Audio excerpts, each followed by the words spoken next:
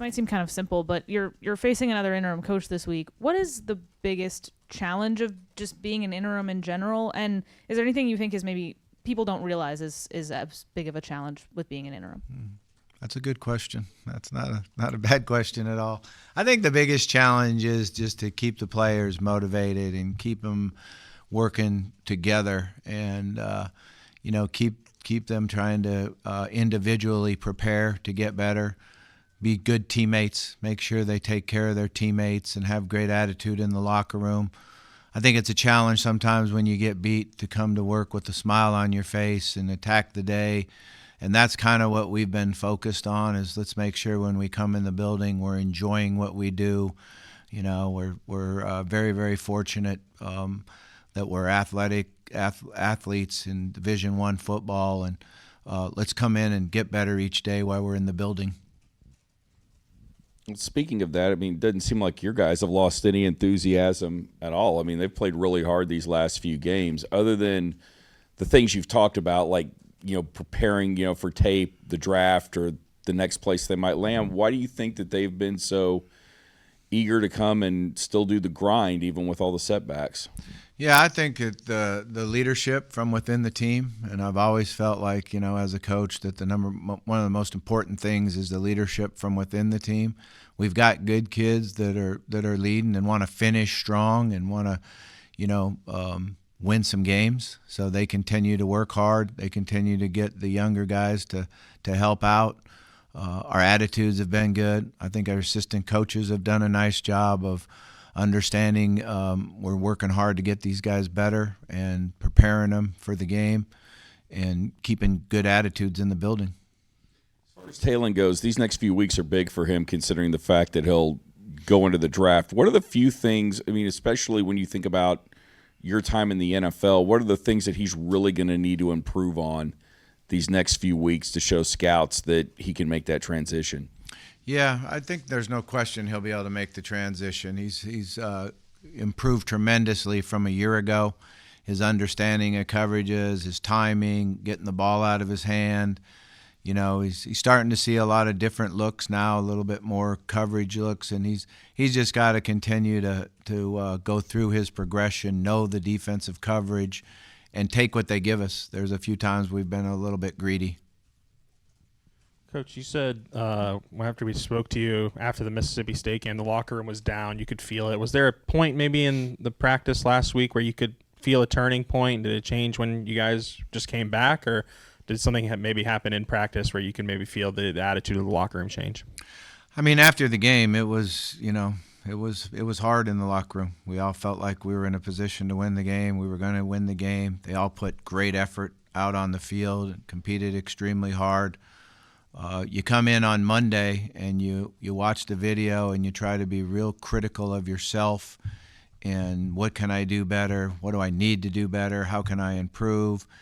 And then once you get that video done and you meet with your coaches and your teammates and you go through it all, it's very important as an athlete you put it behind you and move forward. And that's what we worked hard and tried to do.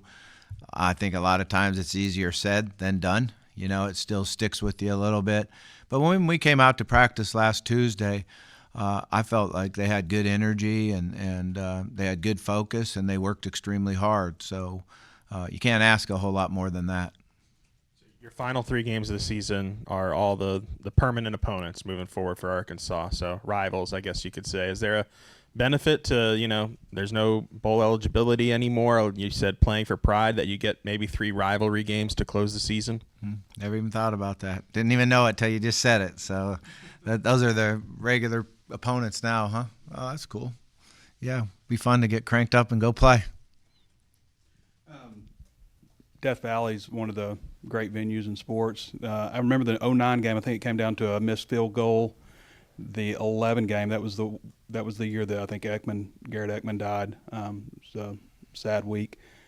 You played there. Your only year at Texas A&M. You were at Death Valley. What do you remember about that stadium and just that environment playing in a place like that? Yeah, I kind of remember all of them now that you brought it back to me. But the great game with Mallet down there and scored late in the game. Thought we were going to win the game. and then they went down and got a field goal in a 2-minute offense and went to overtime. That was a tough loss, but our guys played extremely hard. You know, the game after Garrett passed away, we took a good lead. We jumped on them 14-0, and then I think we ran out of gas a little bit there in the second half. So that was a tough loss for us. We played in the morning at A&M. That's the only time I've been there when the lights weren't off, I guess.